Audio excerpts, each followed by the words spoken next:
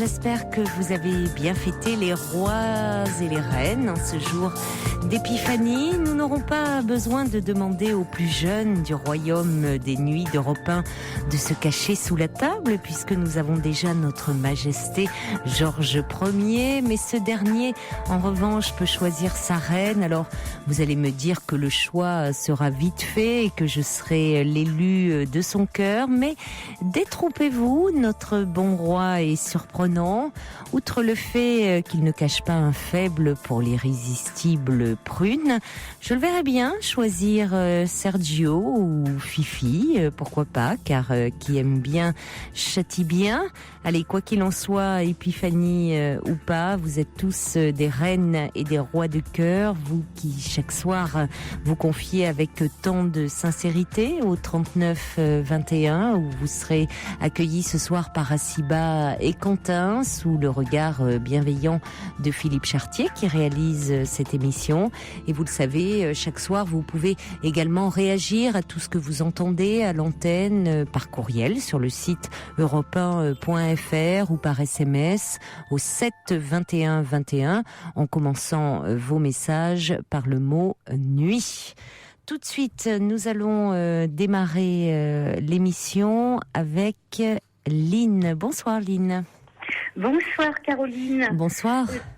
Alors je vous souhaite une bonne année, surtout une bonne santé. Merci et à vous aussi. Merci pour votre émission parce que vraiment elle me donne beaucoup de courage à vivre quoi. Enfin parce que quand je vois tout ce qu'il y a comme témoignage, le mien à côté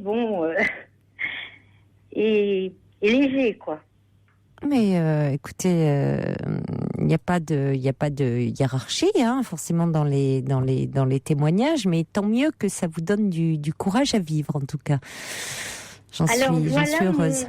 Je vous appelle parce que mon problème, je sais pas comment faire pour être acceptée avec les autres. Je suis en retraite depuis 2007. Je devais continuer jusqu'à 65 ans et je suis partie à 60. J'ai donc 63 ans et je suis partie à 60 parce que j'avais beaucoup de privé. Et depuis que j'ai quitté mon travail, je travaillais dans un collège, j'étais agent d'accueil et agent de service. Et donc j'ai voulu m'occuper à ma retraite. Et puis donc je fais partie d'une chorale. Je ne sais pas que je suis seule, mais j'ai fait beaucoup de choses. Je chante. Je fais partie de la chorale je suis dans la Seine-Saint-Denis et ma fille est à Paris. Je m'occupe du petit ma fille n'a pas d'enfant, mais elle élève le petit de son ami. Et puis donc moi je m'en occupe beaucoup et en fait je m'entends beaucoup avec les enfants, mais avec les adultes j'ai beaucoup de problèmes parce que je suis quand même une femme enfant, j'ai été très couvée et donc avec les adultes ça va pas et ça a toujours été comme ça. Ça a toujours été. Vous m'entendez bien ou pas? Je vous entends pas très bien. Nous non plus, on vous entend moins bien là. Vous vous êtes éloigné, semble-t-il, de votre téléphone, Lynn. Non, c'est-à-dire que c'est un portable que j'ai. Oui, on vous entend moins bien. Ça a toujours été comme ça. Vous avez toujours eu des difficultés. Oui, ça a toujours été un peu comme ça parce que ma maman était très possessive et puis j'ai été couvée. Et donc, je suis partie de chez mes parents à 27 ans pour me marier avec quelqu'un que je connaissais pas, pour partir de chez moi parce que j'ai tout fait, quoi. C'est-à-dire que ma mère faisait tout à ma place. Elle me faisait mes papiers, j'avais plus qu'à signer. Donc, à 27 ans, j'ai été vraiment adulte. Enfin, je me suis pris en faire toute seule, je suis partie. Et avec votre mari, 3 fois, je l'ai épousé en 15 jours. Et avec votre mari, ça se passait comment? Alors donc, je me suis fait toute seule. Et avec votre mari, ça se passait comment? Mon mari, C'est-à-dire que j'ai divorcé au bout de 3 ans puisque je le connaissais pas. Alors, donc lui aussi avait, c'est-à-dire j'avais 27 ans quand je me suis mariée, lui il avait 20 ans. Et c'était un mariage pour quitter nos parents. C'était, la majorité à ce moment-là était, donc il fallait la signature de ses parents. Et donc, on s'est mariés tous les deux pour quitter Parlez nos bien parents. dans le combiné, Lynn, sinon on ne va pas Oui, vous entendre. on s'est donc mariés pour quitter nos parents. J'ai compris, On s'était oui. promis qu'on s'empêcherait pas de divorcer si ça marchait pas. Et puis parce que ses parents ne voulaient pas signer, et il avait dit à sa maman, si tu signes pas, je me suicide. Alors on s'est mariés. Et puis parce que on voulait partir de chez nous, et ça s'est passé comme ça. Et j'ai pas eu d'enfant, et puis après, donc j'ai divorcé 3 ans après. 3 ans après. Mhm. Oui, mais il était déjà parti, il a fait une tentative de suicide, et puis après il est revenu, et puis on a décidé parce que ça n'a pas marché, parce qu'on n'était pas du même milieu déjà, puis c'était pas un mariage d'amour, et puis c'était un mariage pour partir. Donc un arrangement à l'amiable, quoi. Oui. Et je l'ai pas empêché de divorcer, j'ai tenu ma parole, Oui. et voilà. Et après, Vous avez fait d'autres rencontres après ? Comment ? Vous avez fait après, d'autres rencontres ? Je suis repartie chez ma mère, et puis après, je suis partie à Paris. Voilà. Je vous entends de moins en moins bien. Oui, mais on va pas pouvoir continuer, Lynn, parce qu'effectivement, on ne s'entend pas. Je vois bien que quand je parle, vous ne m'entendez pas, et c'est vrai que moi, je suis obligée de monter énormément le son de ma voix, et c'est pas très évident pour ceux qui écoutent, parce que et nous, on entend non plus pas bien. Fifi me dit qu'il y a des problèmes techniques. Bon, on va essayer de vous rappeler. Je sais pas si ça dépend de votre portable. On va essayer de voir ce qu'on peut faire et accueillir Xavier. Bonsoir Xavier. Oui, bonsoir. Bonsoir. Donc, je voulais souhaiter une très bonne année à tous vos auditeurs et à vous-même, bien sûr. Merci, belle année à vous Xavier. Oui, merci. On va faire en sorte que, en tout cas. Donc, je vais vous expliquer vite fait la situation. Je ne sais pas trop par où commencer. Il y a quelques mois, donc, je vous avais appelé par rapport à, je sais pas si vous vous souvenez, peut-être par rapport à mon couple, en fait, où je sortais avec un gars américain, où j'avais quelques soucis, donc c'est en train de s'arranger tout doucement, on met des trucs en place. Bon, donc ça déjà, c'est plutôt constructif du point de vue sentimental. Oui, ça avance même beaucoup mieux que ce que je le croyais au départ. Donc c'est vraiment pas mal. Alors le petit problème que j'ai, mais c'est que je suis un petit peu perdu, parce que je vous explique vite fait. Je travaille dans un collège dans les alentours de Nantes, et on va dire que le boulot que je fais me plaît bien, il est quand même pas mal. Oui. Mais j'ai l'impression de n'avoir aucun but, en fait. Le travail que je fais, c'est assez répétitif. Que faites-vous ? Je suis un petit peu polyvalent. Je fais de l'entretien, jardinage. Je suis un petit peu polyvalent sur plusieurs petits postes. Et excusez-moi, je perds mes mots. Je suis en fait, je suis titulaire de mon poste, donc je travaille pour la fonction publique, et je sais que j'ai des envies, j'ai toujours eu envie de m'occuper des gens, des personnes handicapées. À côté de ça, je suis bénévole dans une asso pour les handicapés, donc voilà. Et le petit truc, en fait, c'est que je n'ai pas la possibilité. Je voulais passer des concours, mais je n'ai pas pu le faire. Pour quelle raison ? Pour les raisons, en fait par rapport à mon dossier, parce qu'on me demandait d'avoir de l'expérience dans le cadre de la fonction publique, et j'en ai pas eu, et un petit peu de retard dans le dossier, mais ça c'est pas grave, mais c'est plus en fait par rapport à l'expérience. Mais c'est plus par rapport à l'expérience que je n'ai pas eue. Pour passer ce concours, on vous demandait déjà une expérience? Oui, de l'expérience dans le cadre de la fonction publique. Et que je n'ai pas, vu que je n'ai fait ça qu'en bénévolat et dans le privé. D'accord. Et voilà. Et le truc, en fait, et c'est vrai que par rapport au boulot, je sais pas, j'ai l'impression de tourner en rond, quoi. Oui. Voilà. Ça se comprend si vous faites c'est un peu le problème de la polyvalence, hein, Xavier. Hein. Ouais. C'est un mot qui cache une réalité parfois pas très rose. Oui. Le côté, alors on peut dire ah ben oui, mais c'est bien, tu es polyvalent. Alors ça veut dire que, voyez, alors on peut positiver les choses en disant un employeur peut vous dire mais c'est très bien, vous avez plusieurs cordes à votre arc, on vous utilise sur plusieurs secteurs d'activité, mais dans les faits aussi, on vous utilise un peu pour tout, quoi. Hein, ouais. Donc c'est à double tranchant et pas toujours très gratifiant. Et puis au-delà de ça, vous me dites que vous faites de l'entretien du jardinage dans un collège. Votre désir, c'est de vous occuper d'être dans le social et de vous occuper, c'est très précis, de personnes handicapées. Ça n'a rien à voir. Ça n'a rien à voir. Tout en sachant que voilà quoi, j'ai quand même de l'expérience dans ça, parce que dans l'une de mes assos, ça va faire bientôt, c'est vraiment de tête. Je crois que ça fait 6 ou 7 ans que je suis animateur pour des adultes handicapés. Et c'est justement ce truc-là qui m'a donné l'envie de. Et c'est vrai que... Oui, vous avez une expérience, pas dans la fonction publique, mais vous avez une expérience.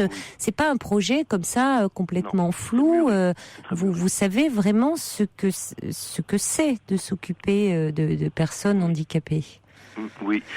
Et c'est vrai qu'à côté de ça, on va dire, je vais pas dire que c'est de la pression, parce que c'est pas réellement de la pression, mais c'est des petites phrases par-ci par-là, où c'est plus du côté familial, où c'est vrai qu'à un moment, je me suis dit, et si la solution c'était éventuellement de retourner dans le privé, de faire des formations dans le cadre du privé. Et à partir du moment où j'ai commencé à parler de ça, on va dire qu'il y a eu plein de personnes qui m'ont dit mais tu vas pas faire cette connerie là, tu as la sécurité de l'emploi, même si le boulot n'est pas ta motivation première, voilà.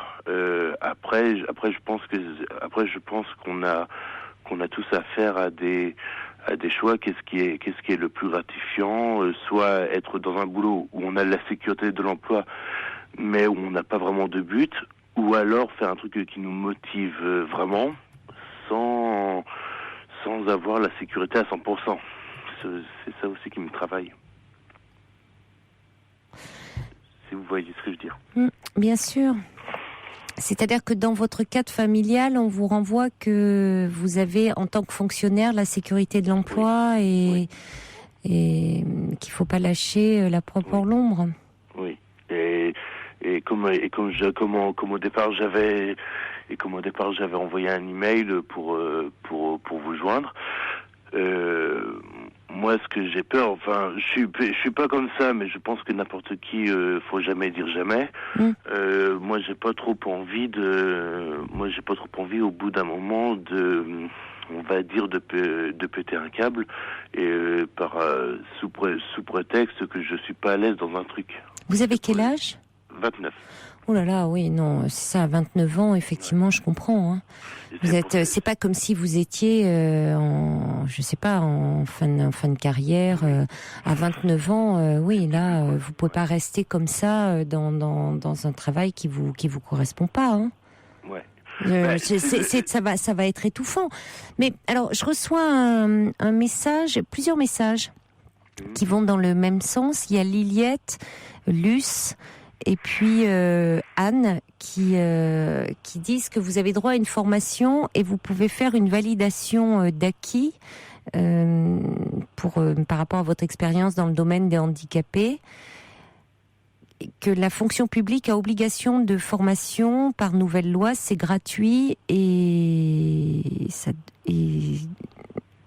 alors Anne dit, je sais pas, c'est en abrégé. Enfin, il y a une possibilité de faire une validation de vos acquis. D'accord, je n'ai même jamais entendu parler de l'expérience. Vous n'avez jamais entendu parler de ça? À l'époque où je travaillais dans le privé, oui. On pouvait faire un espèce de bilan de compétences. Ah, mais je crois que ça, apparemment, ça n'a rien à voir, hein.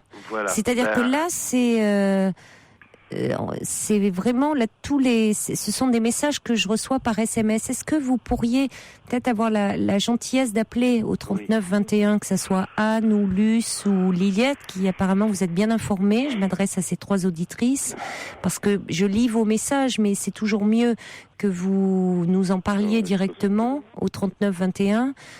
Ça pourrait aider Xavier, puisque vous n'êtes pas informé. Bon, cela dit, vous avez certainement la possibilité de vous informer auprès du ministère, hein, savoir en disant voilà, j'ai entendu dire qu'il y a une possibilité d'avoir une validation des acquis de mon expérience. Je suis actuellement, je voudrais faire une formation, pouvoir passer des concours dans la fonction publique pour travailler dans le social auprès des personnes handicapées.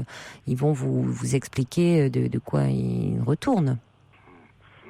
Ouais, parce que il y a cette possibilité-là, c'est-à-dire tout en restant avec un statut de fonctionnaire, mais de faire, moi c'est ce que, alors je ne savais pas la possibilité d'une validation d'acquis, mais de faire une formation en parallèle. Si en plus il y a cette possibilité-là de faire valider votre expérience par rapport à ce que vous faites dans cette association, ça serait formidable.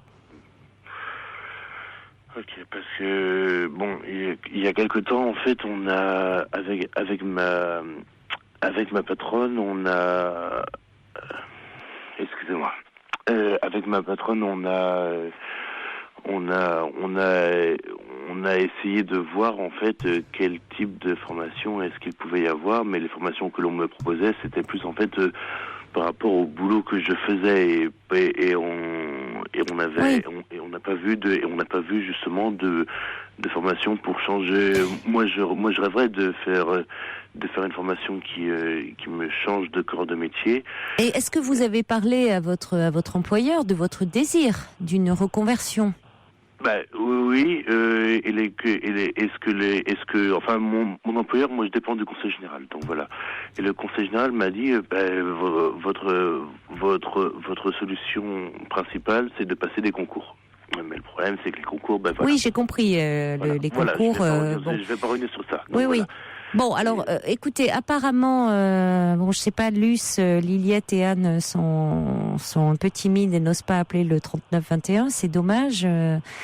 Ça, c'est parce que j'aurais bien aimé les entendre et qu'elles nous parlent un petit peu plus de cette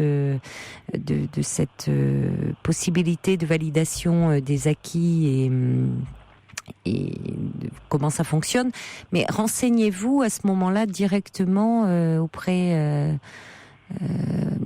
du... Vous dépendez du conseil régional ? Général, pardon, oui, du conseil général. Demandez à ce niveau-là. Ok. Sachez que ça existe. D'accord. Validation.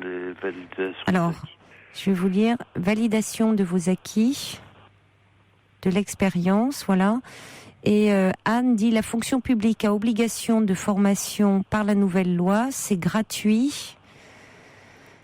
Et alors c'est là, il y a un mot en abrégé, je comprends pas. Il y a des heures de travail, mais j'ai pas il y a un mot en abrégé que je comprends pas. Mais c'est ce qu'il faut que vous reteniez, c'est validation de vos acquis. Hein. D'accord. Et c'est vrai que c'est vrai que tout le côté familial après Ah oui, mais ça, oui, mais écoutez, à un moment, Xavier, le côté familial, et surtout que là, attendez, pour le moment, tout tout ce dont on parle, il s'agit pas de dire je quitte la fonction publique et après tout voilà sur un coup de tête. C'est tout en gardant votre statut de fonctionnaire, vous pouvez suivre une formation et faire valider vos acquis, votre expérience. Okay. Mais simplement évoluer et aller vers ce qui vous correspond. Okay, alors, il y a justement, merci à Is No Good qui dit c'est en fait comme si Xavier voulait faire une formation dans son domaine. Il va passer des tests et des entretiens. C'est ce qu'on appelle une validation des acquis de l'expérience. Alors, il dit il peut se rapprocher du pôle emploi aussi. D'accord. Et puis Liliette, merci à Liliette qui nous renvoie un petit message au 7 21 21 qui dit Xavier peut taper VAE sur Internet. Donc, validation des acquis et de l'expérience, VAE sur Internet. Il aura des renseignements. Il peut tout à fait valider une expérience en bénévolat et il peut voir avec Pôle emploi. D'accord. Ok, tout en gardant un truc un bon pied dans la fonction publique. Ok, c'est très bon. Ah ben oui, tout à fait. Oui. Okay. Alors il y a Sueva aussi qui dit votre auditeur peut demander un congé CIF que tout salarié a droit pour se reconvertir. Bon, on va accueillir. Je vais m'enseigner. C'est déjà très sympa que j'ai un bon début de piste parce que je commence à être paumé là, donc voilà. Alors on a Thierry. Attendez, on a Thierry qui est avec nous au 39 21. Je vous propose qu'on l'accueille. Bonsoir Thierry. Bonsoir. Bonsoir. Bonsoir Thierry. Bonsoir. Alors merci d'être avec nous parce que vous connaissez bien justement c'est cette histoire de validation des acquis. Pourquoi ? Parce que vous travaillez dans ce domaine ou vous en avez bénéficié ? Non, vous travaillez dans ce domaine. Je travaille pas pour la VAE, mais j'ai été je suis dans le social. D'accord ? Donc j'ai commencé comme animateur et très vite moi j'ai voulu évoluer. Et donc, j'ai fait des démarches pour faire une VAE, parce que j'avais une expérience de 5 ans. Il faut avoir une expérience significative quand même pour faire une VAE. Et il suffit après d'aller à l'académie pour retirer un dossier. D'accord ? Donc c'est un dossier qu'on retire. Donc c'est le premier dossier, on le remplit. On apporte les preuves de son expérience. Donc le dossier passe en commission, il est validé. Après, ou pas validé, c'est suivant les années d'expérience. Et après, vous avez donc un deuxième dossier à présenter. Donc, et puis, ça peut être un mémoire, mais ça peut être autre chose. C'est suivant le diplôme qu'on veut obtenir, ou du moins l'équivalence du diplôme. Donc, par exemple, pour un éducateur, il faut faire un mémoire. Pour un animateur, je pense que ça doit pas être un mémoire, c'est plus une fiche de synthèse ou quelque chose comme ça. Et après, le troisième niveau, c'est une rencontre avec un jury qui valide ou pas le diplôme. D'accord. Ça peut se faire assez rapidement et puis c'est vrai que ça a une reconnaissance quand même au niveau professionnel. Merci beaucoup. Et les années de bénévolat comptent pour cette VAE. Super. Merci beaucoup. Il y a également effectivement quelqu'un qui dit il existe un catalogue avec toutes les formations possibles dans tous les domaines à demander aux ressources humaines du Conseil général. Eh bien écoutez, avec tous ces... Pour la VAE, c'est l'académie qui s'en occupe. Ça, il y a pas de souci. Et puis après, au niveau des financements, effectivement, comme vos auditeurs l'ont dit plus tôt, il y a différentes possibilités de se faire financer. Ça peut être un CIF, faut voir aussi avec le Conseil général, avec la région aussi. Donc il y a plein de pistes à explorer, mais dans un premier temps, effectivement, il vaut mieux aller retirer le dossier, puis comme ça, là-bas, vous avez la notice d'information qui vous indique exactement les pièces à fournir. Merci beaucoup Thierry, vous avez été très concis et très précis. Merci beaucoup d'avoir appelé le standard, parce que les renseignements que vous donnez à Xavier peuvent également être très utiles à d'autres auditeurs. Eh bien, tant mieux. Écoutez, merci. Je vous souhaite une bonne soirée. Merci, bonne soirée à vous. Et bonne chance, Xavier. Il y a Guy qui envoie un petit message et qui vous souhaite de trouver une situation stable. Bonne chance à vous. Au revoir. Vous avez croisé les doigts. Merci beaucoup. Au revoir. Au revoir. Merci. Anne nous dit impossible de vous joindre. Bon, pourtant le 3921 fonctionne. Xavier doit demander effectivement les validations des acquis à l'académie, puis à la direction des ressources humaines, nous dit Anne. Et puis après, vous me donnez plein de sigles. Anne me dit la DIF et la loi sur la formation, c'est obligatoire. Françoise dit m'envoie un petit courriel pour me dire je suis accompagnante VAE, donc validation des acquis de l'expérience. Xavier peut se faire accompagner pour passer un diplôme d'animateur social et il peut me téléphoner demain. J'ai des candidats qui travaillent au Conseil Général, nous dit Françoise. Merci beaucoup de nous avoir communiqué votre numéro de téléphone et nous le transmettrons à Xavier, bien évidemment. Karim nous dit les entretiens annuels doivent permettre dans un premier temps de définir des objectifs. Le bilan de compétences doit être possible dans la fonction publique.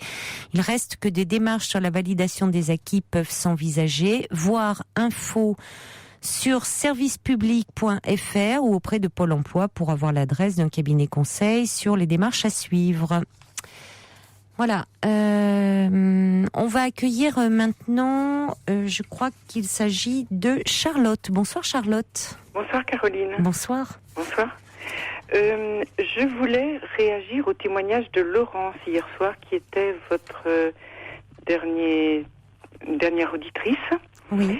Et qui, parce que je suis assez stupéfaite, Laurence se présentait comme psychothérapeute, n'est-ce pas ? Oui. Et elle avait perdu son papa assez rapidement à la fin d'une longue maladie il y a 4 ans. Et Laurence ne voulait pas entendre parler de deuil et Laurence avait du mal à faire cette séparation de quelqu'un qui part. Et ça m'a énormément interpellée. Parce que comment peut-on avoir une écoute telle une psychothérapeute et en étant rempli autant d'un père disparu? Et je me suis dit mais qu'est-ce que c'est que ce métier de psychothérapeute, parce que c'est inquiétant quelque part. Enfin, moi, de par ma profession, je visite beaucoup de centres de PMI, protection maternelle et infantile, où on voit des mères, des enfants, des problématiques que vous connaissez bien sûr, et où on conseille à des personnes d'aller voir des psys comme on dit. Et eh bien, beaucoup de gens sont réticents, et quand j'ai entendu ce témoignage, eh bien, j'ai un peu compris qu'on peut l'être. Ça vous a angoissé? Oui, oui. Parce que moi-même, vous voyez, j'ai un témoignage, parce que ça correspondait à ce que moi j'ai vécu dans mes deuils. J'ai perdu ma maman en 8 jours, comme ça. Elle avait un cancer aussi, mais on ne le savait pas et elle-même n'avait pas voulu se soigner de ses douleurs. Bon, c'est aussi un cancer qui est muet, c'est le cancer des ovaires. Donc voilà, c'est particulier. Oui.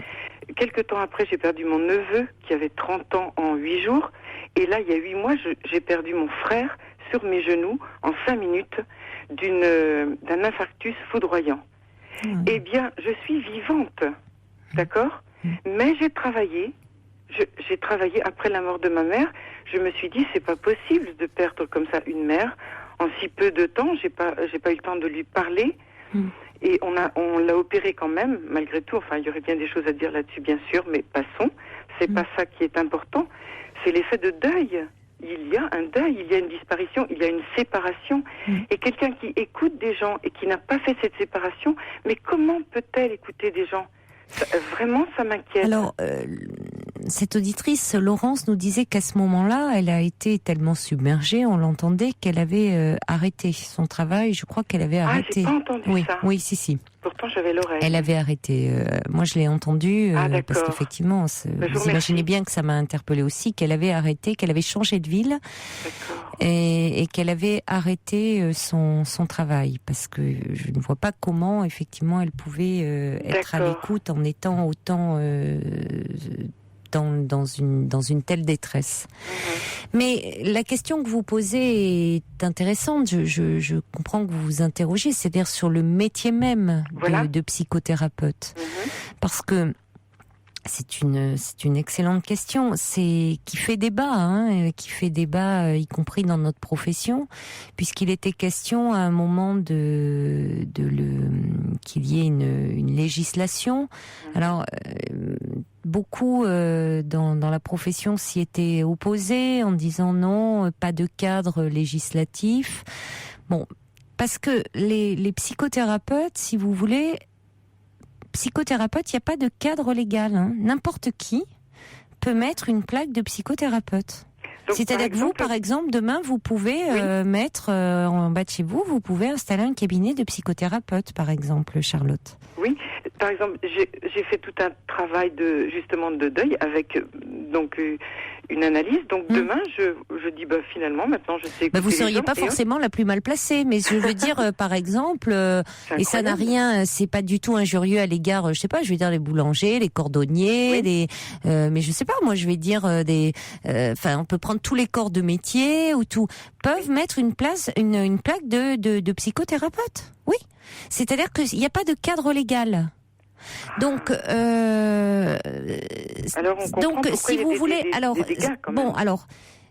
y a, si vous voulez, il y a les psychiatres qui sont médecins, qui ont fait des études, qui d'abord ont suivi un cursus des études de médecine générale, et puis qui après se sont spécialisés en psychiatrie. Il y a les psychologues qui eux ont un bac plus 5 et qui ne sont pas médecins. Et alors c'est dans ce cadre-là que l'on rencontre le plus souvent les psychothérapeutes. Quand même, il faut bien le dire. Mais oui, pardon. Oui, allez-y. Oui, mais même un psychologue, et c'est là que je me repose la même question. Comment voulez-vous, après avoir fait des études, tout d'un coup, parce que vous avez quelques connaissances, écouter quelqu'un si vous-même vous ne savez pas vous écouter? Alors justement, c'est-à-dire que c'est là où je voulais en venir, c'est que le savoir ne peut pas être uniquement théorique. C'est-à-dire que vous ne pouvez pas, on n'apprend pas ce métier sur les bancs de la fac. Eh oui. C'est-à-dire que, bien sûr, qu'il faut avoir des connaissances théoriques. Elles sont indispensables.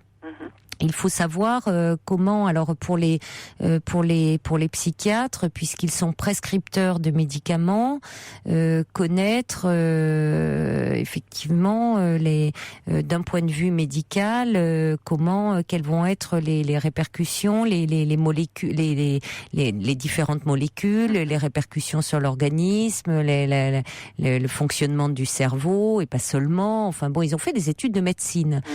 Pour les psychologues, on apprend tout le fonctionnement du psychisme humain, les différentes névroses, les différentes psychoses. Bon, on apprend la théorie. Mais ce que l'on n'apprend pas sur les bancs de la fac, c'est son propre fonctionnement. Voilà. Toute son histoire intime, toutes ses imbrications. Et il y a encore, certainement, des personnes qui, sortant, ayant obtenu le diplôme, se disent je vais pouvoir exercer, ou parce qu'elles ont le diplôme et qu'elles travaillent en institution, on le voit, elles ont travaillé à l'hôpital ou dans certaines institutions, se disent maintenant je vais ouvrir mon cabinet. Qui peuvent le faire en pensant j'ai travaillé, je vais pouvoir le faire, mais qui à un moment ou à un autre peuvent se sentir très vite complètement dépassés, rattrapés par l'histoire d'un patient qui va résonner de façon extrêmement bouleversante avec la leur, et qui tout d'un coup ils ne vont plus, ils vont être dans l'identification totale, dans la projection totale, et plus seulement dans l'empathie. C'est-à-dire que c'est bien beau d'être dans l'empathie, mais à un moment dans l'empathie, c'est une chose, mais de là à dire, voyez, j'ai vécu la même chose que vous, comment savoir exactement qu'on vit la même chose que la personne? On ne vit jamais la même chose, puisque chaque être est singulier. Alors justement, il y a quelqu'un qui dit, qui me dit, cette question a fait l'objet d'un livre et d'un débat du Nouvel Observateur de cette semaine, puisque c'est vrai que les psys, on parle des psys cette semaine. Alors, je dirais, on parle des psys, oui, il y a beaucoup des psys comportementalistes qui disent les psys qui se soignent. Bon, j'ai pas lu, je l'ai un peu survolé, il va falloir que je le lise dans le détail, mais c'est vrai que c'est des psys qui se sont soignés et qui sont très pro des méthodes comportementales puisque ça les a aidés. Mais justement, en disant, on peut, jusqu'où on peut dire, au fond, oui, moi, ce qui m'a aidé... Bon, alors il y a d'autres, il y a quelqu'un qui, je crois que c'est Vidlocher, qui rappelle qui parle lui de psychanalyse et qui dit attention, justement, de pas le psy n'a pas le psychothérapeute psychanalyste n'a pas à dire, n'a pas à parler de son vécu. Son vécu lui appartient et chaque histoire est singulière et moins il parlera de lui, plus ça aidera le patient à parler de lui. Mais dites-moi, Caroline, je trouve que ça interpelle quand même beaucoup sur votre profession et maintenant je comprends mieux moi pour les personnes que je reçois, que je vois, je comprends mieux leur résistance ou je crois que c'est pas lié par rapport à une écoute qu'elles n'ont pas eue ou qu'ils n'ont pas eue. Oui, écoutez, je crois que quand même on était dans quelque chose d'assez un peu excessif. Oui, mais même dans ce que vous me dites là. Pourquoi le fait que certaines psychologues qui sortent de l'école s'installent. Non, attention. Je dis cela peut arriver. Peut arriver, d'accord. Non, j'ai pas dit qu'elles sortaient. Certains, je dis cela peut arriver que certains travaillant en institution, ayant exercé, c'est rare, c'est quand même rare que sortant de l'école on monte son cabinet parce que mais parce qu'on a travaillé en institution, c'est-à-dire ne feraient pas le détour par un travail sur eux-mêmes. C'est rare parce qu'on sait très bien que quand on fait ce métier, il est important.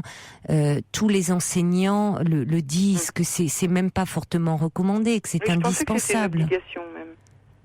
On peut pas obliger quelqu'un à se soigner, à se soigner. C'est même pas à se soigner, c'est à faire une démarche personnelle, parce qu'il s'agit pas de se soigner, on n'est pas malade, mais à faire une démarche sur soi, c'est-à-dire à se connaître. Oui.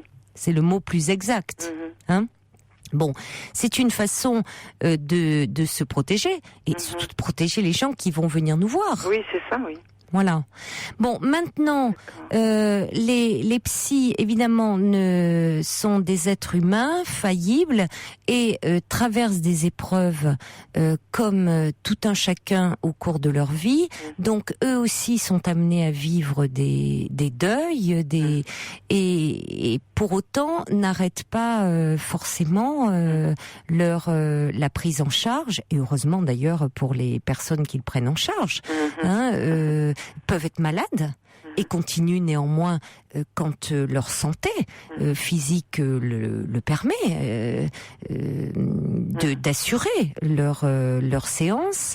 Bon, mais dans ces cas-là, ils peuvent reprendre ce qu'on appelle une supervision. Oui, voilà, c'est-à-dire que une supervision, c'est-à-dire alors ce qui fait sourire.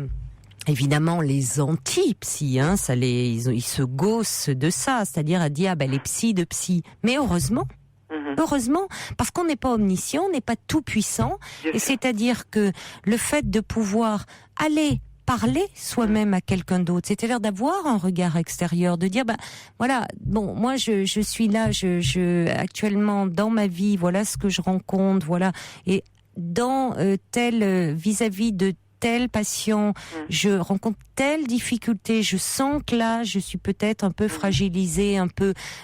Quand pensez-vous que heureusement qu'il y a ce regard extérieur aussi. Bien donc, comme on dit en analyse, on s'en refait une petite tranche de temps en temps. Oui. Oui, bien sûr. Ça veut dire ne pas être dans la toute-puissance, justement. Oui, d'accord. Écoutez, je vous remercie parce que j'avais pas entendu que cette personne, Laurence, s'était arrêtée. Et donc, je voulais vraiment réagir parce que ça m'a fortement interpellée par rapport à ce que j'ai vécu moi. Oui, et mais puis à ce que je vois autour de moi. Et donc, j'étais vraiment assez stupéfaite. Donc, j'avais pensé aussi à cette supervision dont vous parlez.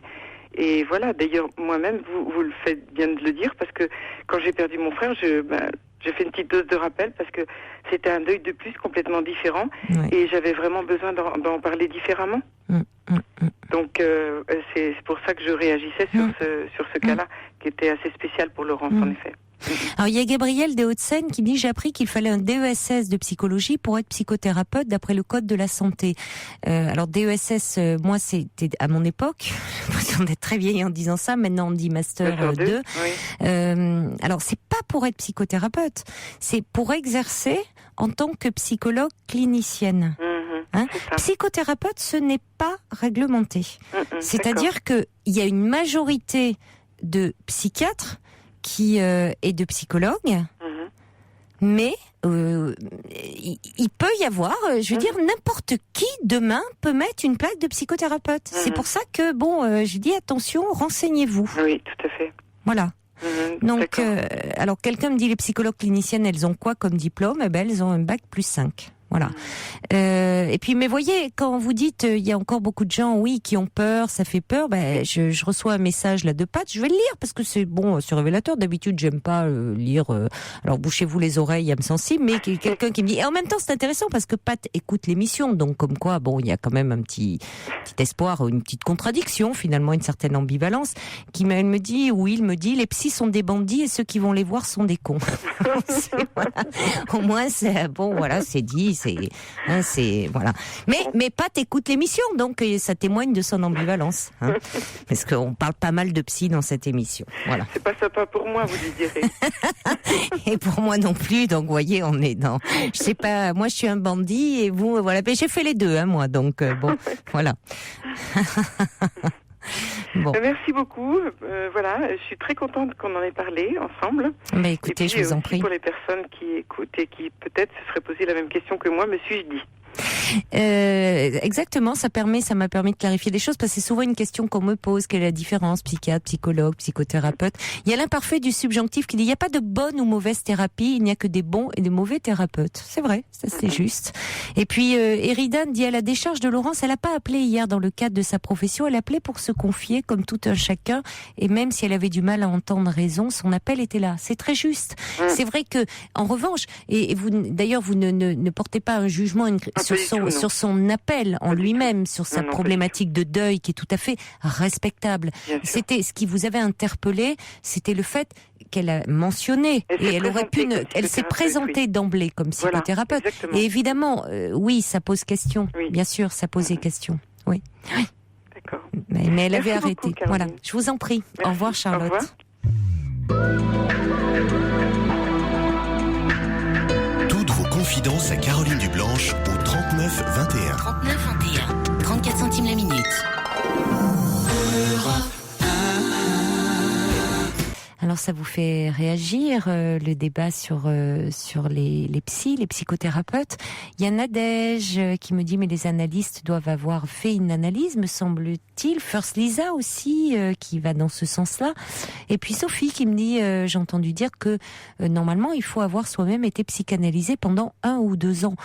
Oui, encore Sophie, vous êtes gentille en parlant d'1 ou 2 ans. Hein. C'est quand on veut se destiner à ce métier, c'est beaucoup plus qu'1 ou 2 ans. Hein. C'est vraiment court, 1 ou 2 ans.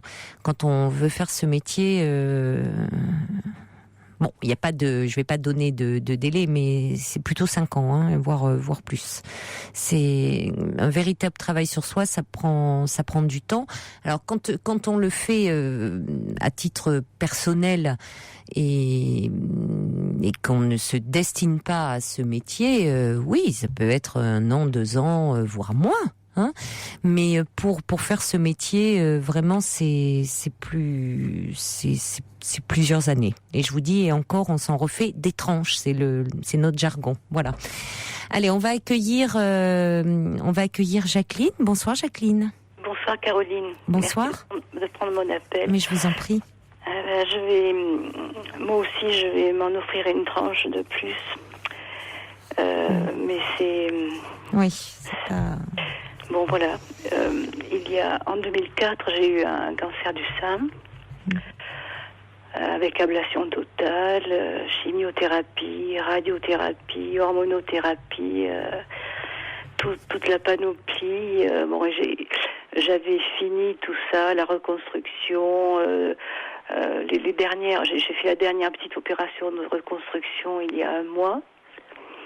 Et puis récemment, j'ai fait un examen de contrôle et il s'est avéré que j'avais une récidive. Voilà. J'ai appris ça hier soir. Et donc, oui, c'est dur. J'ai mal. Oui, je comprends. Oui, vous le savez depuis hier, ça. Oui, qu'il y a une récidive. C'est soit une récidive, soit un signe qu'il y a autre chose ailleurs, donc c'est encore plus inquiétant. Ils n'ont pas pu, ils ne savent pas. Mais ça, je pense qu'il faudra. Ils vont faire des examens plus poussés. Voilà, et je pense qu'il faudra retirer ce ganglion, parce que c'est un ganglion. Oui. Je pense qu'il faudra le retirer pour pouvoir l'examiner plus précisément qu'avec la biopsie qui a été faite récemment. Et il faut accuser le coup là. Oui, là, je suis vraiment sous le coup encore. Alors, ce qui est terrible avec ce genre d'annonce, c'est qu'on est. Hier soir, une fois que j'ai été soulagée une fois que j'ai su ce que c'était, parce que le plus terrible, en fait, c'est d'attendre les résultats. Et donc je me suis sentie soulagée et j'étais vraiment tout à fait remontée, tout à fait déterminée à repartir pour toute cette chimiothérapie et tout le reste, enfin, en me disant que maintenant je savais où j'allais, puisque j'avais déjà vécu cette expérience. Mais bon. Oui, mais bon, même si juste vous savez où vous allez, c'est vous justement, enfin, vous savez. Bien sûr, c'est pas l'inconnu, mais vous savez que c'est quand même c'est une épreuve et physiquement, enfin, c'est toujours lourd, une chimiothérapie, la radiothérapie, c'est lourd et physiquement et moralement, enfin bon, et puis c'est. Il me semble que ça sera peut-être moins difficile parce que la première fois, j'étais dans un tunnel, je savais absolument pas comment j'allais me retrouver à la fin de tout ça. Oui. Et puis en fin de compte, j'ai vu que maintenant, avec le recul, je sais que les cheveux ont repoussé assez rapidement, que je me suis retrouvée très vite en état de travailler normalement. Oui. Et donc, il me semble que ça sera plus facile. Oui, vous savez comment aussi vous réagissez au traitement. Enfin, vous savez, c'est ça. Vous et puis vous connaissez l'environnement, l'univers, les médecins, évidemment, c'est pas. Évidemment, à l'institut qui m'a traité la première fois, donc je sais qu'il y a un environnement tout à fait extraordinaire de personnes qui sont, puisque c'est un institut spécialisé, bien sûr. Oui. Et avec tout le personnel à tous les niveaux et d'une écoute extraordinaire, et ça c'est très important. Pas. Voilà, c'est capital. J'ai pu avoir une psychologue quand j'ai eu besoin, quand j'étais complètement effondrée. Et j'ai pu avoir des groupes de parole. On a eu des ateliers d'écriture. Enfin, ce sont des choses qu'on ne trouve pas dans les hôpitaux normaux, je veux dire. C'est bon, en tout cas, ce qui me pose vraiment problème maintenant, c'est... j'ai 2 garçons qui ont 35 et 36 ans. L'un vit à 600 km de moi, l'autre vit tout à fait à côté de moi. Et mon souci, c'est je ne voudrais pas les inquiéter, je ne voudrais pas les faire souffrir, les rendre... je leur ai dit ce qui m'arrivait. Mais je pense à eux avant de penser à moi, en fait. Quel âge ont-ils, vos garçons ? Ils sont adultes, ils ont 35 et 36 ans. Mais ça fait rien, c'est pareil. Oui, je comprends. Vous avez une réaction de maman, de mère protectrice par rapport à eux. Oui, je le suis beaucoup, c'est sûr. Oui, certainement, pour réagir comme ça. Vous avez cette réaction comme ça, très maternelle, très protectrice, mais en même temps, bien sûr qu'ils vont c'est inévitable, hein, Jacqueline. Ils vont se faire du souci, qu'ils ne s'en feraient pas. Hein, donc ils vous aiment, mais pour autant, vous ne pouvez pas vivre cette épreuve, et c'en est une nouvelle, seule. Oui. C'est important d'être entouré. Oui. Je crois. Ils sont proches de vous géographiquement? Bon, il y en a un qui ne l'est pas, puisqu'il vit à 600 km de moi. Oui. Et l'autre vit tout à fait à côté de moi. On travaille ensemble d'ailleurs. Nous sommes sur une exploitation agricole. Et mon grand souci, notre saison commence en juin. Et je disais au radiologue l'autre jour, il faut absolument que je sois sur pied en juin parce que j'ai besoin, il a besoin que je sois là. Et vous verrez d'ici le mois de juin comment, vous savez, les choses. Vous allez voir. On va continuer à parler ensemble, hein, Jacqueline, d'accord? Ce sera dans quelques minutes après le journal de minuit. Donc ne raccrochez pas, hein, surtout. Merci. À tout de suite.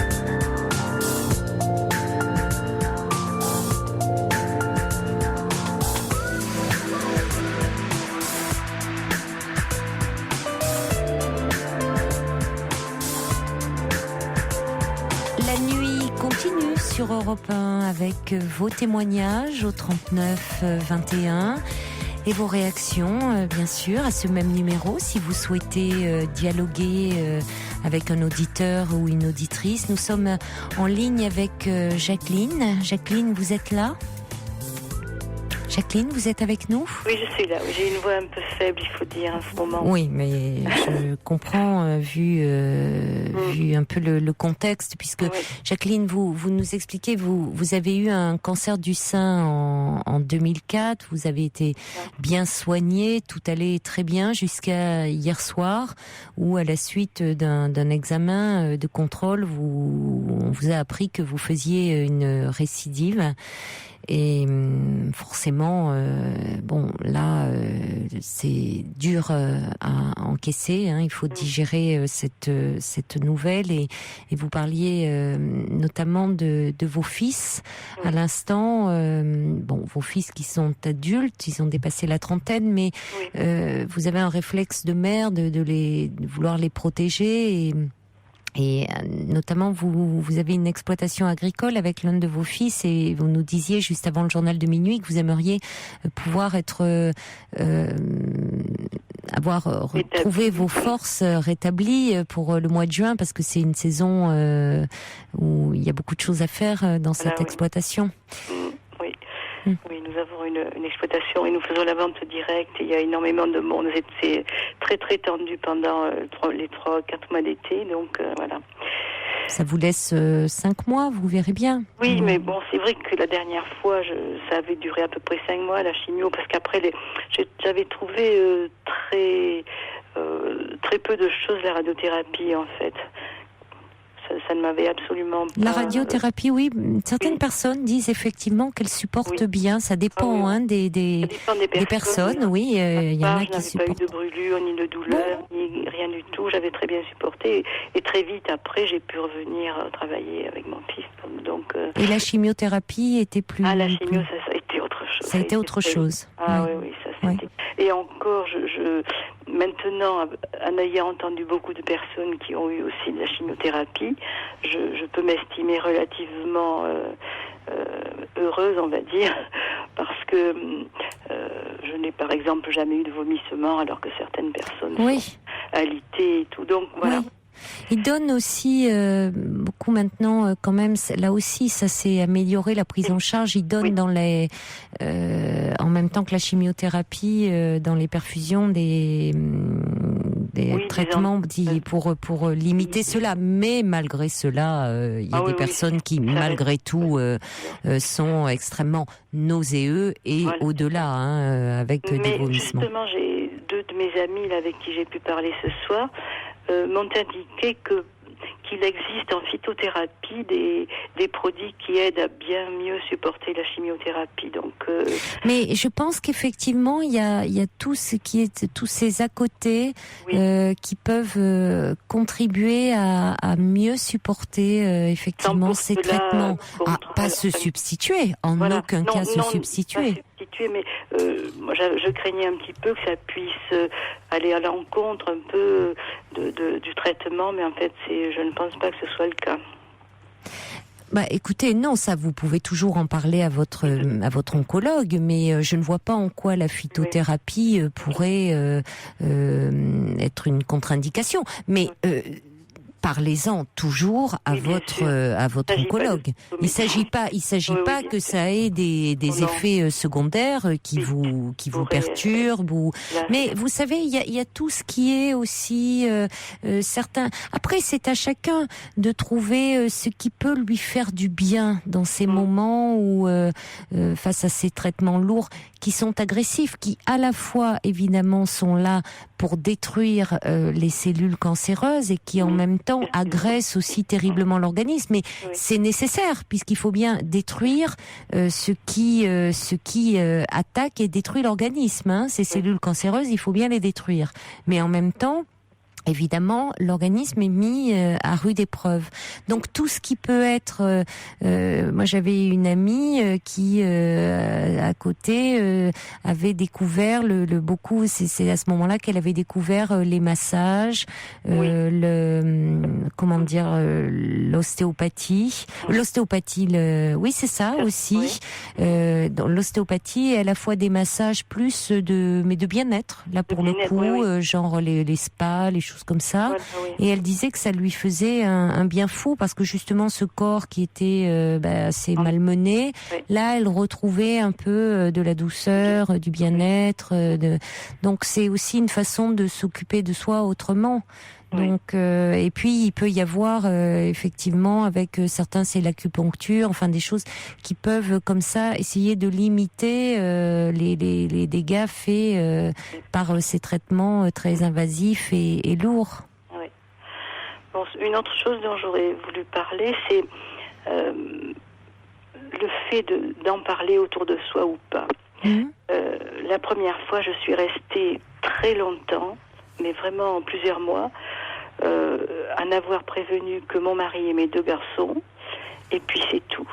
Et je ne voulais absolument le dire à personne parce que je craignais le regard des gens ou cette espèce de compassion j'appréhendais beaucoup les réactions des gens, et donc je suis restée, je me suis enfermée dans ce silence et jusqu'au jour où j'ai explosé. Enfin, j'ai appelé un de mes amis, je ne pouvais plus continuer à rester comme ça, à garder ça pour moi toute seule avec ma famille la plus proche. Et je me dis que cette fois, je procéderai autrement. Parce que c'est trop lourd. C'est vraiment trop lourd, quoi, de garder un poids pareil tout seul. Oui. Et surtout que l'entourage est essentiel. Oui. Un environnement comme ça, très chaleureux, très bienveillant... est vraiment primordial. Vous l'avez dit tout de suite en disant le fait aussi de savoir au fond, même en disant vous n'êtes pas dans l'inconnu et vous avez parlé tout de suite de l'équipe soignante, de leur humanité, de leur présence comme ça, très attentive, très chaleureuse, très que ça avait été vraiment extrêmement important dans la prise en charge. Quand j'ai pu commencer à parler de ce qui m'était arrivé, une fois que j'ai été bien, là j'ai pu en parler parce que je voulais que les personnes à qui j'en parlais justement puissent se rendre compte, si par malheur il leur arrivait la même chose, qu'on pouvait s'en sortir bien, parce que effectivement j'étais très bien. Physiquement, je n'avais aucune fatigue. Enfin, j'avais retrouvé des cheveux. Donc je voulais qu'on puisse savoir qu'on pouvait s'en sortir bien. Donc, ça n'était pas du tout pour étaler ce qui m'était arrivé, pas du tout, mais pour aider éventuellement les gens à avoir un peu moins peur de ça si ça leur arrivait. Voilà. Alors justement, je reçois beaucoup de messages là pour vous. Il y a quelqu'un qui dit il est primordial d'être entouré et soutenu quand on est confronté comme ça à une telle situation, un état de choc, un traumatisme, une épreuve. Oui. Et dans ces situations, on a besoin de beaucoup de chaleur humaine. Il y a Guigui qui dit toujours garder à l'esprit que notre condition morale influe directement aussi sur notre corps. Hein. Oui. Donc ça aide beaucoup d'être comme ça entouré, soutenu. Ça va vous aider aussi à supporter cette prise en charge, la lourdeur du traitement. Et il y a Coco aussi qui vous dit ne vous privez pas de l'amour de vos enfants. Coco qui vous embrasse. Mais merci. Il y a le routier aussi qui dit courage Jacqueline, on est tous avec vous. Et puis il y a Didier qui dit allez, ne vous inquiétez pas, vous allez guérir, courage, on est de tout cœur avec vous. Ça me fait vraiment chaud au cœur d'entendre. Ça faisait plusieurs jours où j'avais envie de vous appeler parce que quand j'étais dans l'attente de ces résultats, et puis j'ai jamais osé. Vous auriez dû, parce que c'est très angoissant d'être dans l'attente comme ça. Je vous remercie en tout cas, Caroline. Il y a Brigitte qui dit « Je connais un cas où l'homéopathie a permis de réduire les effets secondaires de la chimiothérapie. » L'homéopathie aussi, oui. Oui, vous parliez de la phytothérapie. Oui. Il y a Jean-Paul qui dit « Bon courage Jacqueline et donnez-nous de vos nouvelles. Et il y a Tony qui dit c'est vrai que le cancer est vraiment une épreuve. Il dit surtout garder espoir. Bon courage à vous. Merci beaucoup. Et il y a Betty qui dit je suis aide-soignante et aussi socio-esthéticienne masseuse. Oui, il y a la phytothérapie, mais également le bien-être, le bol d'air Jacquet pour supporter la chimie. Je vous embrasse fort, dit Betty. Il y a des associations aussi. On en a parlé déjà dans cette émission grâce à des auditrices qui ont été concernées par justement cette maladie, le cancer du sein, qui nous avaient appelé pour en parler. Peut-être les connaissez-vous. Il y a l'association Étincelle. Non, Étincelle, je ne connaissais pas, non. C'est justement une association qui est consacrée aux femmes atteintes de cancer du sein. Oui. Et donc, si vous voulez, leur objectif, c'est d'accueillir, c'est d'écouter, c'est d'entendre la demande des femmes, les orienter éventuellement, si besoin est, et un peu d'écouter les préoccupations, leur redonner confiance en elles, de restaurer leur image grâce à des soins spécifiques, offrir un lieu de rencontre, d'échange, où les femmes peuvent parler librement, où il y a un lieu un peu de solidarité. Donc, si vous avez de quoi noter... Bon, j'ai noté Association Étincelle. Alors, c'est www.étincelle.asso, comme A2SO.fr. D'accord, merci. Vous avez Internet ? Oui. Oui. Et il y a également La Vie de Plus Belle. La Vie de Plus Belle. Oui, c'est www.laviedeplusbelle, en tout attaché, laviedeplusbelle.org. D'accord. C'est une association loi 1901 qui bénéficie du patronage de la Ligue contre le cancer et qui travaille en partenariat avec des hôpitaux et en fait si vous voulez elle s'occupe beaucoup autour de un petit peu de restaurer un peu l'image qui est parfois atteinte lors des cancers. Vous parlez de la chimiothérapie, vous savez, justement quand on perd ses cheveux, cette image comme ça, les sourcils et les cils. Donc c'est ça qui est le plus visible. Parce que les cheveux, à la rigueur, on peut porter une prothèse capillaire, mais les sourcils et les cils. Donc justement, là, la perte de la confiance en soi, de l'estime de soi. Donc elle travaille avec des maquilleurs confirmés, des esthéticiennes, pour restaurer un peu cette image de soi. Ils interviennent au sein des hôpitaux. Donc, je pense que ça peut être, pourquoi pas aller sur ces sites. Vous voyez, c'est des objectifs différents, mais qui peuvent vous permettre de dialoguer pour une de. Oui, voilà. Oui. Parce que moi, je suis quand même d'une nature plutôt pudique, on va dire. Oui, ça s'entend. Et je ne voudrais pas importuner mes amis, même si les amis me disent on est là pour ça aussi. Je n'ai pas envie de, chaque fois que je les appelle, avoir à leur raconter des choses désagréables, quoi. Enfin, bon. Alors, écoutez, je pense quand on vous entend, Jacqueline, on sent cette, comme vous dites, cette pudeur et derrière cela, cette délicatesse. C'est-à-dire que on sent bien que vous n'avez pas envie d'imposer des choses difficiles. Moi, j'ai envie de vous dire, ce sont des amis. Et justement, les amis, on partage avec eux des moments agréables, positifs. Et puis, on partage aussi des moments plus difficiles de notre vie. Oui. Donc, il ne s'agit pas de leur imposer, comme vous dites, mais il se trouve qu'aujourd'hui, dans votre vie, vous êtes confrontés. Ça s'impose à vous, ça, cette récidive.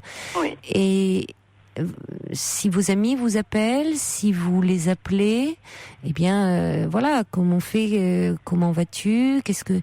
Vous n'allez pas leur dire, parler de la pluie et du beau temps, ça n'aurait pas de sens. Vous allez aussi parler de ce qui est actuellement votre actualité. Je leur demande d'abord comment ils vont.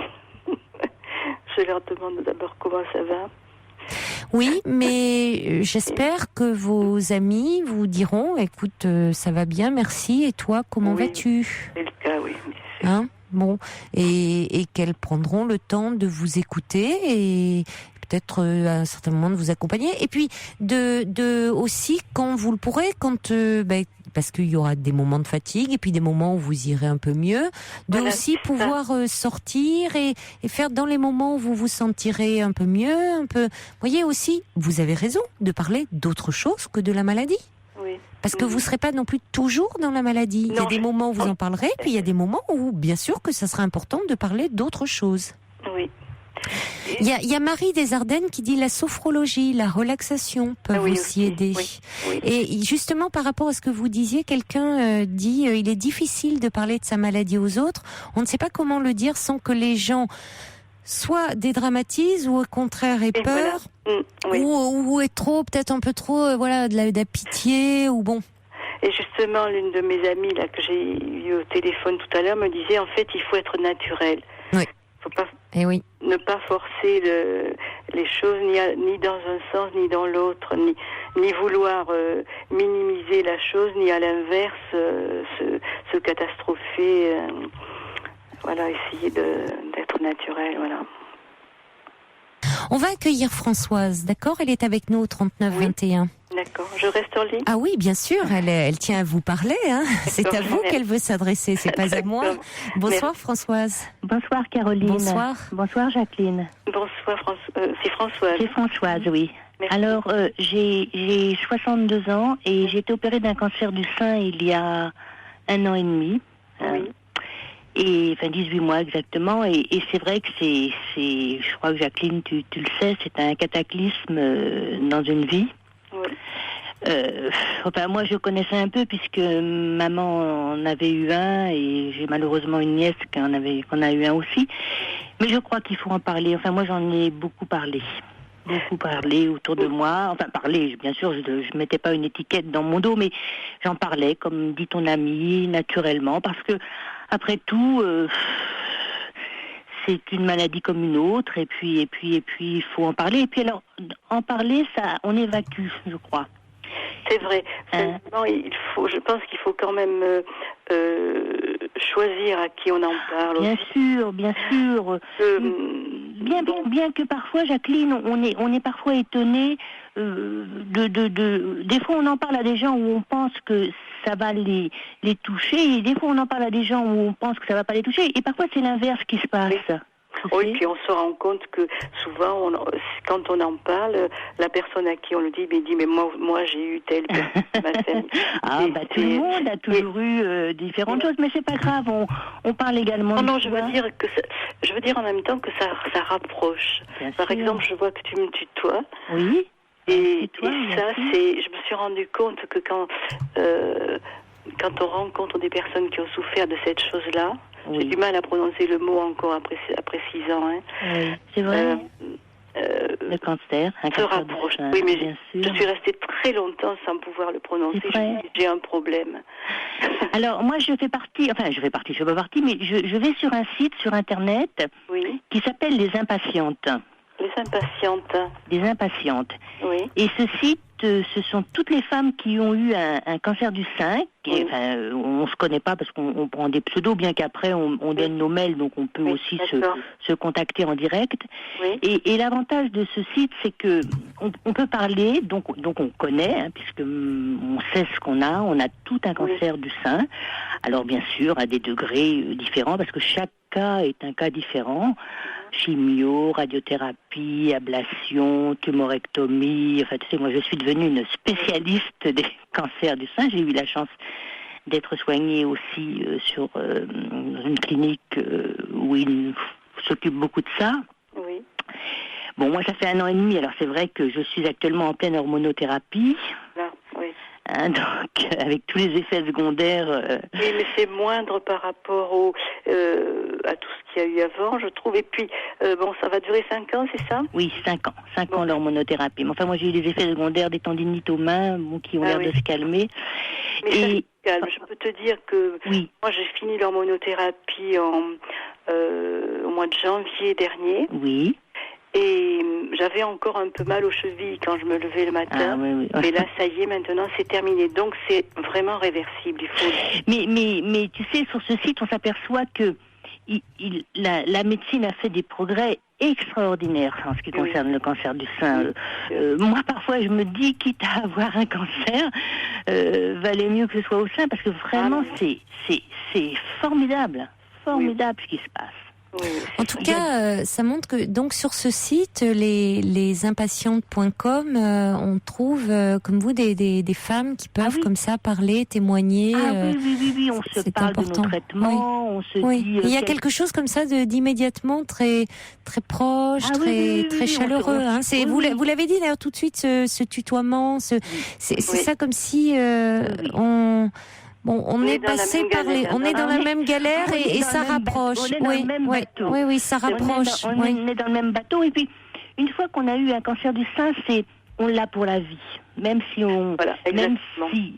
Et on voit les choses tout à fait autrement. Même si on est souvent autour de moi, on me dit, mais t'es guérie, on te l'a retiré, tout ça. Mais ça fait rien, on y pense quand même. Non, on y pense tout le temps, sans en être angoissé. Moi, c'est fini. Mais peut-être que si vous le souhaitez hors antenne, vous pouvez échanger vos coordonnées et peut-être, alors peut-être pas ce soir parce que vous êtes. Toute la soirée.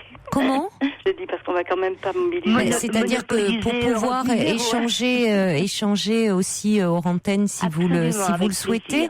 En tout cas, je reçois beaucoup de messages pour vous et je vais vous en lire quand même le plus possible avant que l'on se quitte. Jacqueline, il y a Marie qui avait appelé le 3921 mais qui ne souhaitait pas s'exprimer à l'antenne, mais pour dire elle a subi les mêmes interventions que vous, elle a eu une récidive également. Tout s'est bien passé, elle tenait à vous rassurer, elle est aujourd'hui complètement guérie. Marie a 70 ans. Voilà. Il y a l'imparfait du subjonctif qui dit il est nécessaire de ne pas se renfermer dans la douleur, de ne pas être trop pudique et de s'extérioriser. Il y a Didier qui dit votre courage est impressionnant, toutes les deux, c'est une belle leçon de vie que vous nous donnez là. Il y a Brigitte qui dit j'ai lu une étude dont j'ai oublié la provenance, mais qui disait que le fait d'avoir au moins 2 confidents favorisait la guérison. Et puis il y a Jean-Paul qui dit vous avez peur de déranger, c'est ça au fond la véritable élégance. Il y a Aurélien qui vous souhaite bon courage, et il y a Violaine qui dit tous mes vœux vous accompagnent.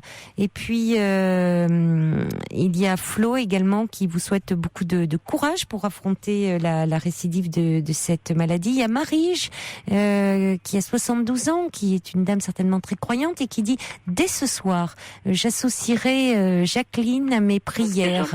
Voilà. Donc Caroline, je suis très très touchée de tous ces témoignages, vraiment, et je crois que ça va aller mieux demain. Et puis Fédragé qui dit vous êtes une battante pleine d'humanité, même dans cette épreuve vous pensez aux autres, une belle leçon de vie que vous nous donnez là ce soir.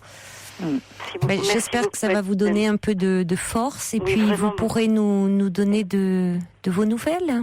Oui, si vous voulez bien, je le ferai avec grand plaisir. Avec grand plaisir. Oui, et puis même s'il y a des soirs où vous vous sentez, voyez, peut-être un peu fatigué, un peu, enfin, où vous des moments peut-être de doute ou des choses, n'hésitez pas à appeler.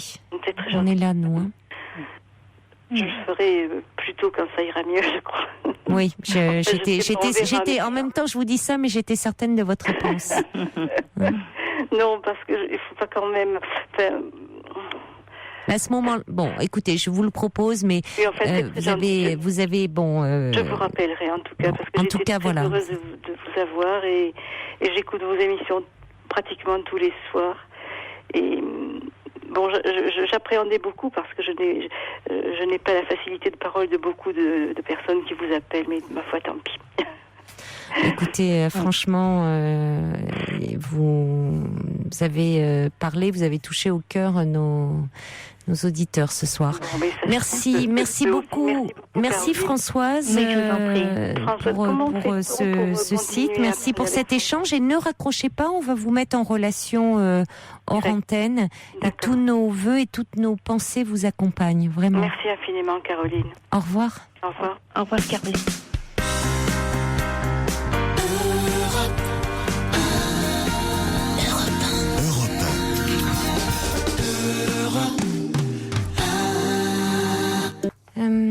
Je reçois alors des mails de Valérie et également Michel. Alors, par rapport qui revenait sur le débat sur la profession de psychothérapeute, et Valérie me dit, il me semble important de rectifier le tir par rapport à la profession de psychothérapeute. Je l'exerce et j'ai participé au débat concernant la mise en place du décret qui la légifère. Je ne souhaiterais pas que vos auditeurs soient mal renseignés et craintifs de nous consulter à l'avenir, parce que la profession est légiférée depuis mars 2010. Le titre est protégé par un décret, renseignement sur le site FF2P. Et effectivement, bon, alors oui, j'ai jamais que 6 mois, 7 mois de retard. Bon, effectivement, maintenant, je crois qu'il y avait. Alors, est-ce que c'est appliqué ? J'espère que c'est appliqué. Oui, s'il y a un décret de loi, ça doit être appliqué. Ou donc, si ça a été légiféré, ça veut dire que seuls maintenant les médecins psychiatres et les psychologues peuvent prétendre mettre une plaque donc et dire qu'ils sont psychothérapeutes. Alors merci effectivement à Michel et à Valérie de rectifier, parce que c'est très important. Ça veut dire que il y a donc un cadre légal. Tiens, ça m'a échappé. Je savais que effectivement il y avait des discussions en cours, mais la parution de ce décret, je l'avoue, m'était complètement passée au-dessus de la tête, je dois le dire. Donc merci d'avoir rectifié le tir, comme vous dites. Allez, on va accueillir tout de suite Iris. Bonsoir Iris. Bonsoir. Bonsoir. Meilleurs vœux à vous. Donc moi je vous appelais par rapport à un tout petit souci, un pas grand chose. En fait, je suis avec quelqu'un depuis un an passé. Et il y a 3 jours, il m'a demandé de faire un enfant. Donc en fait, j'y ai réfléchi, oui j'en ai envie, mais j'ai un petit blocage. De quelle façon vous l'a-t-il demandé? Parce que c'est curieux de vous demander comme ça, oui. En fait, on en parlait... en fait, on voyait des émissions sur des mamans, des pubs avec des bébés, enfin des trucs basiques. Et petit à petit, il me disait, moi si j'ai un enfant, si, ça, et puis... Oui. Donc il y a quelques mois. Et puis là, du jour au lendemain, ça lui est venu comme ça. Et à mon avis, je pense qu'il en avait envie, qu'il n'osait pas le dire. Oui, certainement. Il a osé exprimer son désir là. Voilà, sa seule façon de le faire, c'était de me le dire. C'est rare que c'est pas si fréquent que les hommes l'expriment de cette façon-là. Il a quel âge lui? 28. 28, oui. Mm-hmm. Donc, et vous avez un petit blocage, me dites-vous? Voilà. Oui. Donc j'ai un blocage. Donc moi j'en ai envie et j'ai réfléchi. Je lui dis oui, il n'y a pas de souci. Mais j'ai peur pour l'avenir. Oui. Je ne sais pas pourquoi. Étant donné que j'ai eu un passé assez difficile, j'ai toujours peur soit qu'on m'abandonne ou soit qu'on me détruise. Je ne sais pas comment l'expliquer. En fait, étant jeune, j'ai été battue et violée. Par ma mère, j'ai été battue, par mon grand-père, j'ai été violée. Donc ça, j'ai mis ça de côté. Il y a 3 ans, je me suis remis avec quelqu'un et cette personne a fait exactement la même chose, m'a battue, m'a violée. Donc j'ai eu du mal à reprendre confiance en moi et aux hommes. Et un jour, je me suis décidée à me mettre avec quelqu'un, donc avec cette personne-là. Et cette personne-là, c'est une personne, je pourrais pas dire parfaite parce que personne n'est parfait. Mais il boit pas, il se drogue pas, il est pas violent, rien du tout. Il me force pas à faire de choses que je ne veux pas faire. Il est très très doux, attentionné. Oui. Mais c'est pas lui le problème, c'est moi. Oui. Voilà, je sais pas pourquoi. Mais si, vous savez pourquoi, Iris. Quand vous me dites que vous avez un petit blocage, dites-moi, c'est pas un petit blocage que vous avez. Vous avez des peurs et des peurs qui sont, alors j'allais dire légitimes. Non, non pas. On peut comprendre ces peurs parce que vous avez eu une enfance terrible. Une enfance où... Moi, j'en prends pas conscience parce que je l'ai vécu, j'ai vécu avec, donc... Oui, mais justement, vous avez... Alors, vous dites vos peurs, vous les formulez très clairement, en même temps comme si c'était distancié de vous, en disant j'ai peur soit qu'on m'abandonne, soit qu'on me détruise. De choses qui font effectivement très très peur. Et puis là, vous me dites j'ai été battue et j'ai été violée. Ce sont les 2 situations les pires qui peuvent arriver à un enfant. Battu par votre mère, violé par votre grand-père. Et vous me dites, j'ai mis ça de côté. Oui, comme si on pouvait mettre de telles souffrances... Ben non. Comme si on pouvait mettre de telles souffrances infligées non seulement à votre corps, mais aussi à votre esprit, à votre psychisme, comme si on pouvait les mettre comme ça, dans un coin, et faire comme si ça n'avait pas vraiment existé. Mais c'est ce que j'ai fait depuis qu'il m'a demandé un enfant, c'est revenu. Oui. Mes peurs sont revenues. Et justement, parce que l'enfant vous renvoie à votre histoire à vous d'enfant. Mais c'est une très bonne chose, au fond, Iris, que vous en parliez. Parce que c'est important, et je dirais que vous puissiez un peu vous régler, vous débarrasser de vos souffrances d'enfant, de vos traumatismes d'enfant, pour ne pas les faire trop peser sur cet enfant que vous aurez et sur l'avenir. Parce que finalement, à travers cet enfant, à travers ce désir d'enfant, parce que le désir, il est là, il y a toute votre enfance à vous qui ressurgit, et toutes vos peurs d'enfant qui ne sont pas réglées. Et c'est normal, puisque vous n'en avez pas parlé. On ne peut pas mettre de telles souffrances. On n'a pas fait seulement mal à votre corps, Iris. On a fait mal à votre esprit. C'est une violence inouïe qui vous a été faite, et physiquement et psychiquement. Et là-dessus, cette violence s'est répétée avec un compagnon. Oui, 2 fois, c'est vrai que c'est difficile.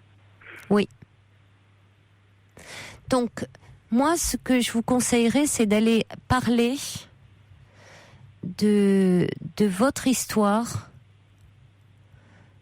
là, vraiment en thérapie. Mais je l'ai déjà fait, hein. J'ai été suivie pendant 10 ans. 10 ans ? Oui. Bah, d'accord, alors c'est pas... Alors, donc vous ne l'avez pas mis de côté. C'est étrange que vous me disiez ça, que vous l'avez mis de côté. Pour moi, en fait, donc j'ai suivi une thérapie. Oui. Donc pendant 10 ans, j'ai parlé que de ça, j'ai essayé d'aller de l'avant. Donc 10 ans, alors à l'âge de 16 ans, c'est-à-dire vous avez commencé à l'âge de 16 ans ? 12 ans. À l'âge de 12 ans, j'ai commencé la thérapie et j'ai arrêté à 22 ans. 12 ans, c'est au moment où ça a été révélé Voilà, d'accord. C'était le lendemain du tribunal, en fait, hein, quand le verdict a été rendu, quand mon grand-père est emprisonné. Donc, à partir le lendemain, on a attaqué la thérapie. Oui. Et moi, j'ai très bien compris ce qui m'était arrivé. J'ai mis ça de côté et puis je suis allée de l'avant. Et donc, ça s'est répété avec donc mon ex-compagnon. Vu que j'avais déjà suivi une thérapie, je savais comment gérer. J'ai eu un petit peu de mal, mais bon, ça va beaucoup mieux maintenant. C'est-à-dire que vous saviez comment gérer. C'est-à-dire comment l'avez-vous géré? Comment ne pas déprimer, plus précisément. Comment ne pas sombrer, en fait. J'ai pas sombré du tout. Mais vous êtes restée avec cet homme? Ah non. Ah non. Je me suis enfouie, j'ai refait ma vie. Je suis partie avec 10 € en poche et je m'en suis sortie. Oui. Donc j'ai eu de la chance de trouver du travail du jour au lendemain. J'ai été honnête envers mon employeur. Et, peut-être par pitié. Bref, ça m'a sauvée. Ce qui fait que, maintenant, je me suis décidée donc à me remettre avec quelqu'un et on a ce projet. Et là, cet homme, effectivement, on n'a pas du tout le même profil. C'est quelqu'un d'extrêmement tendre, aimant, gentil avec vous. Donc, voilà. Et c'est vrai que ça m'est jamais arrivé et j'ai peur que du jour au lendemain, il m'abandonne et que je me retrouve avec l'enfant sur le dos ou qu'il me fasse, je vais être un peu vulgaire, mais qu'il me fasse une crasse. Comme j'ai pu avoir dans le passé. Je sais que ça n'arrivera pas. À quoi pensez-vous? Un abandon, à une infidélité, à des trucs basiques. Mais je sais que ça n'arrivera pas parce que c'est quelqu'un de bien. Oui, mais c'est irrationnel. Vous avez peur. J'ai peur vraiment. Moi, je sais que le jour où je vais tomber enceinte, où je vais accoucher, que ça va bien se passer, je sais que là, je serai rassurée. Mais là, je suis dans une période de doute, de peur. Je ne sais pas comment gérer mon stress. De toute façon, ça veut dire que pour le moment, la peur prend le pas sur le désir. Ça ne veut pas dire qu'il n'y a pas le désir, hein, mais que pour le moment, la peur est trop forte. Oui, c'est ça. Donc, je crois qu'il est important de lui en parler et que c'est pas lié à lui.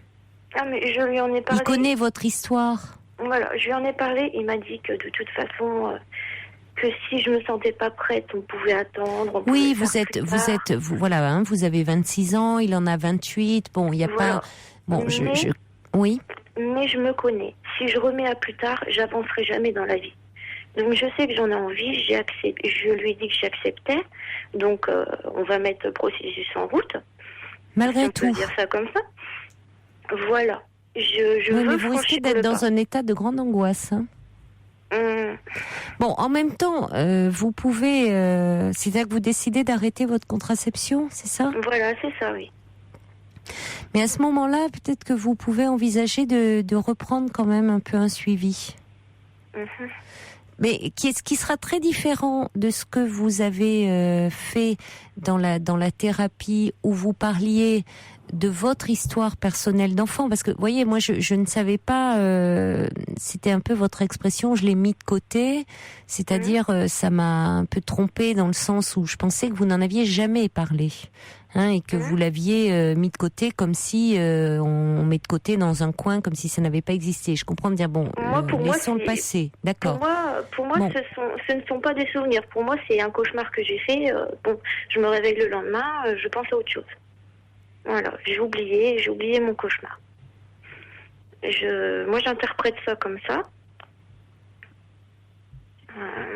Voilà.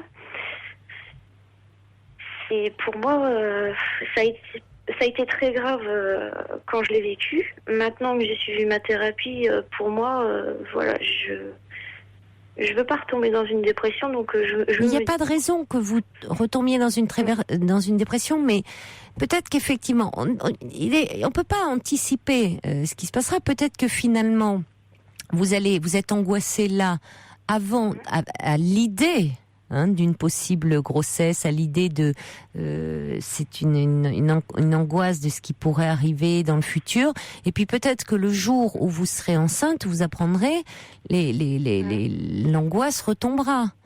Peut-être que, vous savez, une grossesse, bon, il peut y avoir des moments aussi où il y a des moments d'anxiété, et parfois chez des femmes ça peut être au contraire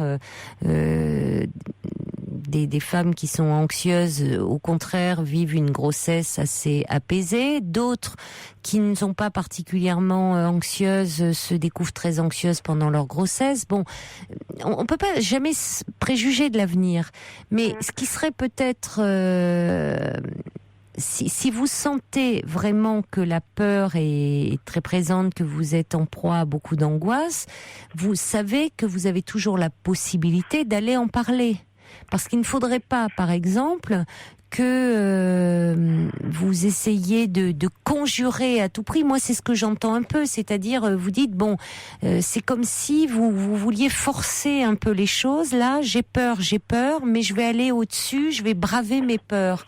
Ne vous imposez pas non plus quelque chose qui risque de vous mettre quand même dans un état d'angoisse, un peu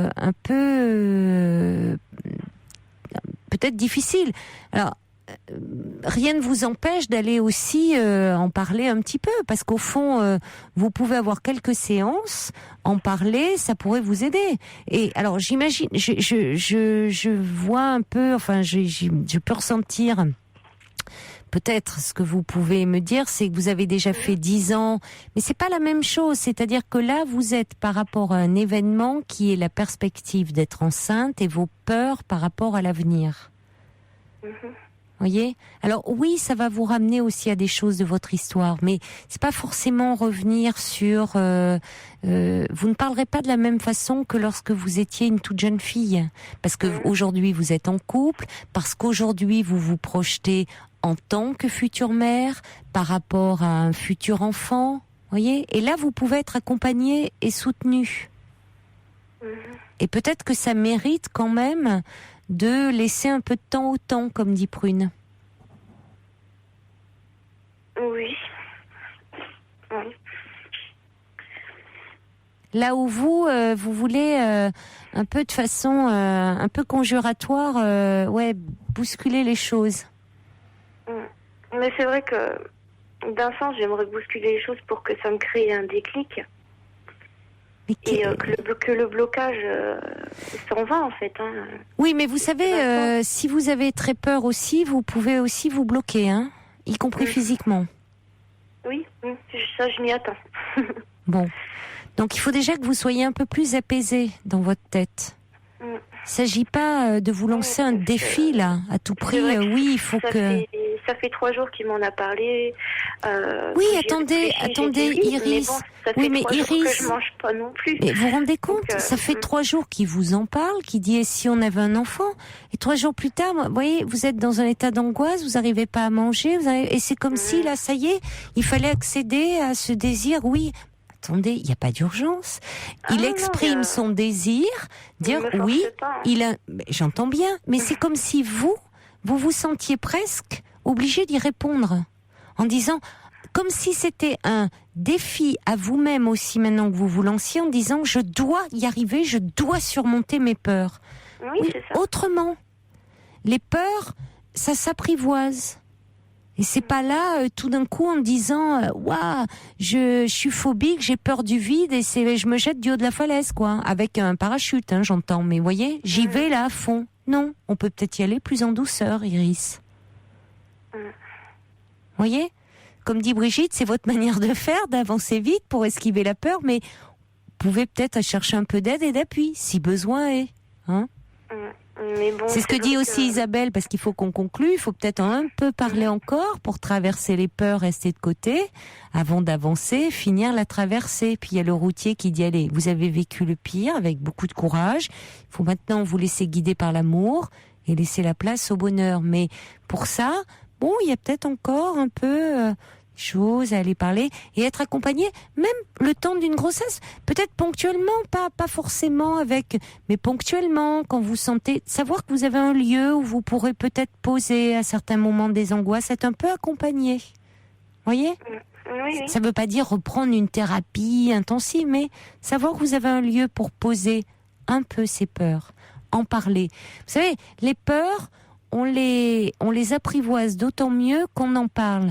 Là, vous êtes plutôt dans le fait de « Ouah, je passe à l'acte. J'ai peur, mais je fonce. Je passe à l'acte, j'agis. » Les peurs, souvent, quand on en parle, on a un peu moins peur, Iris. Alors peut-être aller un petit peu en parler. D'accord ? D'accord. À bientôt.